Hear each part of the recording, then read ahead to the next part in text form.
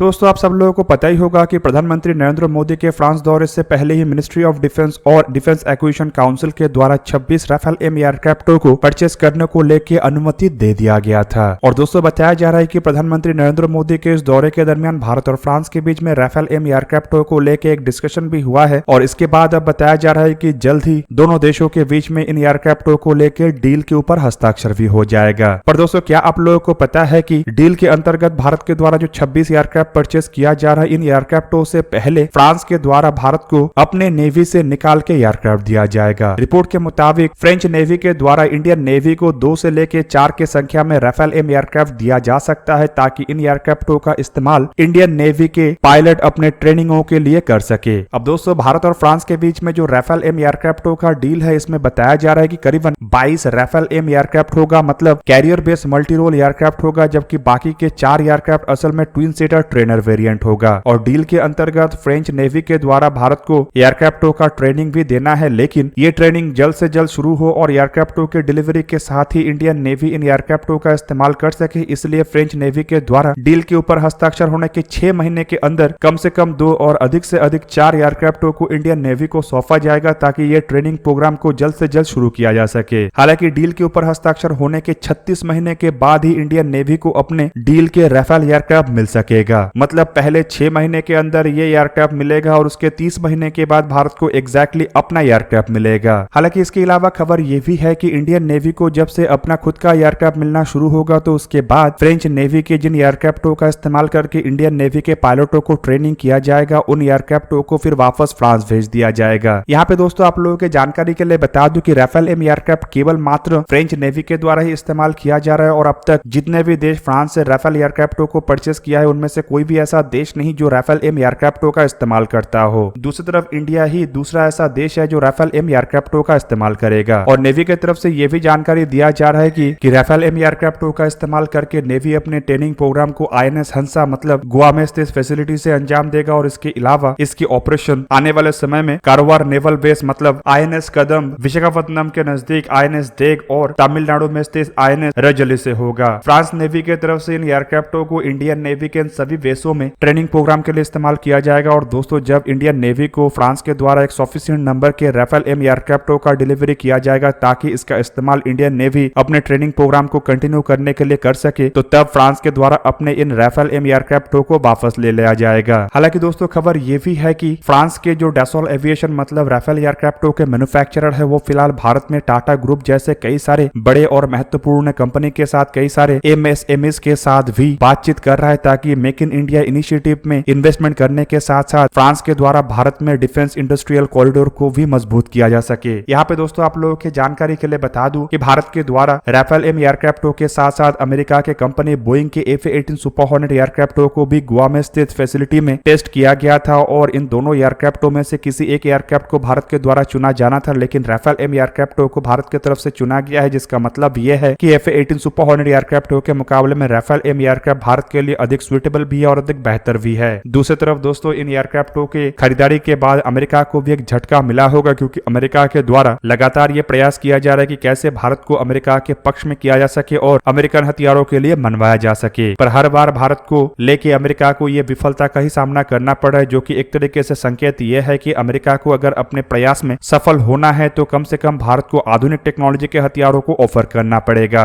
और दूसरी तरफ दोस्तों 26 राफेल एयरक्राफ्टों को परचेस करने के बाद भारत अब दुनिया में फ्रांस के बाद दूसरा सबसे अधिक मात्रा में राफेल एयरक्राफ्टों को इस्तेमाल करने वाला देश होगा, क्योंकि ऑलरेडी भारत के पास 36 एयरक्राफ्ट है और उसमें दोस्तों और 26 एयरक्राफ्ट अगर जुड़ेगा तो टोटल संख्या 62 हो जाएगा। हालांकि बताया यह भी जा रहा है कि 114 फाइटर एयरक्राफ्ट के टेंडर के अंतर्गत भी फ्रांस के राफेल एयरक्राफ्ट को ही सबसे बड़े पसंद के रूप में देखा जा रहा है। और दोस्तों रिपोर्ट में तो दावा यह भी किया जा रहा है कि इन एयरक्राफ्टों के डील के बाद अब राफेल एयरक्राफ्टों के संभावनाएं और बढ़ गया है और अगर 114 राफेल एयरक्राफ्ट भी खरीदा जाता है तो भारत के पास कुल मिला के 175 राफेल हो जाएगा, जिससे कि भारत में एक ताकतवर तरीन एयरक्राफ्टों के फ्लीट भी तैयार होगा। अब दोस्तों इस दरमियान खाली राफेल एयरक्राफ्टों को लेकर ही भारत की तरफ से ये सिग्निफिकेंट डेवलपमेंट नहीं किया गया है, बल्कि बताया जा रहा है कि इंडिजीनियस हथियार मतलब भारत की तरफ से निर्माण किया हुआ लाइट कॉम्बैट हेलीकॉप्टर प्रचंड को लेकर भी भारत को एक बहुत बड़ा सक्सेस मिला है। और दोस्तों ये सक्सेस असल में इंटीग्रेटेड डिफेंस एड सूट है जो कि DRDO के तरफ से डेवलप किया गया है। अब दोस्तों इंटीग्रेटेड डिफेंस एड सिस्टम के नाम से ही आप लोगों को पता चल गया होगा कि ये असल असल में एक ऐसा सिस्टम है जो कि इन हेलीकॉप्टरों के जो डिफेंसिव कैपेबिलिटी है उसे मजबूत करेगा। रिपोर्ट में दावा किया जा रहा है कि इंटीग्रेटेड डिफेंस एड सिस्टम को defence research and development organisation की तरफ से इन हाउस डेवलप किया गया है और दोस्तों ये सिस्टम लगने के बाद लाइट कॉम्बैट हेलीकॉप्टर प्रचंड के जो सर्वाइविलिटी है वो और मजबूत हो जाएगा।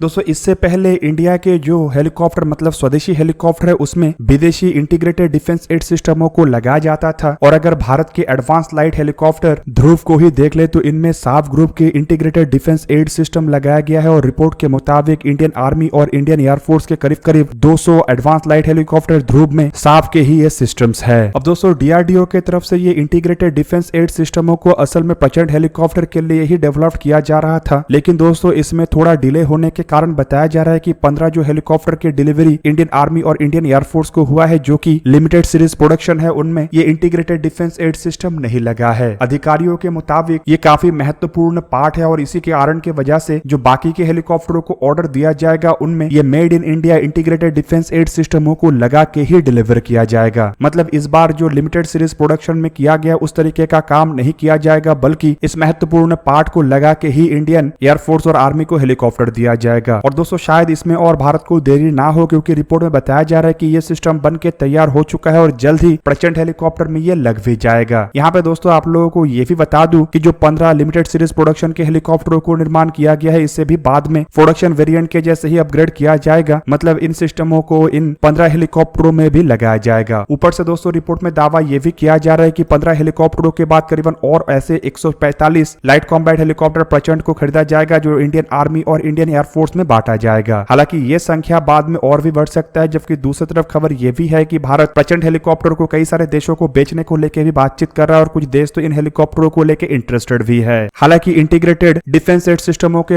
अलावा भारत के द्वारा बनाया हुआ कई तरीके के एयर लॉन्च हथियारों को भी प्रचंड हेलीकॉप्टर में लगाया जा रहा है जिनमें Dhruvastra air launch anti tank guided missile भी शामिल है। दोस्तों ध्रुवस्त्र मिसाइलों को हेलेना मिसाइल भी कहा जाता है, मतलब helicopter launch anti tank guided missile. और दोस्तों इसका सक्सेसफुल परीक्षण कुछ ही दिन पहले किया गया था और दोस्तों इस परीक्षण के बाद बताया जा रहा है कि इन मिसाइलों को अब लिमिटेड सीरीज प्रोडक्शन के अंतर्गत बनाया भी जा रहा है। और इन मिसाइलों को केवल मात्र प्रचंड हेलीकॉप्टरों में ही नहीं लगाया जाएगा बल्कि एडवांस लाइट हेलीकॉप्टर ध्रुव के जो वेपनाइज्ड वर्जन है मतलब रुद्र वेपन सिस्टम इंटीग्रेशन में भी इन helicopter launch anti tank guided मिसाइलों को लगाया जाएगा। दोस्तों एडवांस वेपन और बेटर सर्वाइविलिटी के साथ जो लाइट कॉम्बैट हेलीकॉप्टर प्रचंड है इसे अगर इंडियन आर्मी और इंडियन एयरफोर्स के बेड़े में शामिल किया जाता है तो ये बेड़े को ताकतवर खाली नहीं बनाएगा बल्कि एक तरीके से आप कह सकते हैं कि दुश्मन के लिए काल भी बनेगा। अब दोस्तों इन हेलीकॉप्टरों के डेवलपमेंट बेसिकली भारत की तरफ से 1999 के कारगिल के लड़ाई के बाद ही शुरू किया गया था और तब कारगिल के लड़ाई में भारत को जिस तरीके से पहाड़ी के चोटी में छुपे हुए दुश्मनों को मार गिराने में मुश्किल आया था उसे ही देखते हुए इन हेलीकॉप्टरों को ऐसे बनाया गया है कि ये काफी ऊंचाई में जा सकता है और एक तरीके से पहाड़ी एरिया में भी लड़ाई लड़ने में काफी माहिर है। अब बड़े मात्रा में ऐसे हेलीकॉप्टरों को भारत अपने बेड़े में इसीलिए शामिल करना चाहता है ताकि चाइना और पाकिस्तान जैसे देश जो भारत के खिलाफ आए दिन कोई ना कोई मंसूबा बांधते रहता है उनके मंसूबे को ध्वस्त किया जा सके। ऊपर से दोस्तों अपाचे जैसे एडवांस हेलीकॉप्टरों को इंडियन एयरफोर्स के लिए खरीदने के बाद इंडियन आर्मी के लिए भी 6 अपाचे हेलीकॉप्टरों को परचेस किया गया है जो कि ताकत में और बढ़ोतरी लाएगा। और दूसरी तरफ आपके जानकारी के लिए ये भी बता दूं कि बोइंग कंपनी के कुछ अधिकारियों के तरफ से अपने बयान में ये भी दावा किया गया है कि भारत और बोइंग कंपनी के बीच में इन एडवांस हेलीकॉप्टर मतलब अपाचे और चिनूक जैसे एडवांस हेलीकॉप्टरों के अतिरिक्त बैच के सेल को लेकर भी बातचीत हो रहा है। मतलब भारत चारों तरफ से अपने ताकत को बढ़ाने को लेकर तैयारी कर रहा है और दोस्तों इसमें सबसे बड़ा हिस्सा ये स्वदेशी लाइट कॉम्बैट हेलीकॉप्टर मतलब प्रचंड हेलीकॉप्टर होगा। दोस्तों आप लोगों को क्या लगता है कि भारत के द्वारा फ्रांस से राफेल एम एयरक्राफ्टों को खरीदने के साथ जो जल्द से जल्द नेवी के लिए राफेल एयरक्राफ्टों की डिलीवरी को लेकर बात किया जा रहा है ये भारत के लिए कितना बेहतरीन होगा और ये जो हेलीकॉप्टरों में इक्विपमेंटों को लगाया जा रहा है ये हेलीकॉप्टरों को कितना ताकतवर बना सकेगा कमेंट करके अवश्य बताइए। दोस्तों आज के वीडियो को यही पे ही करते हैं समाप्त। किसी और एक दिन किसी और एक वीडियो में मिलेंगे, तब तक के लिए जय हिंद, वंदे मातरम।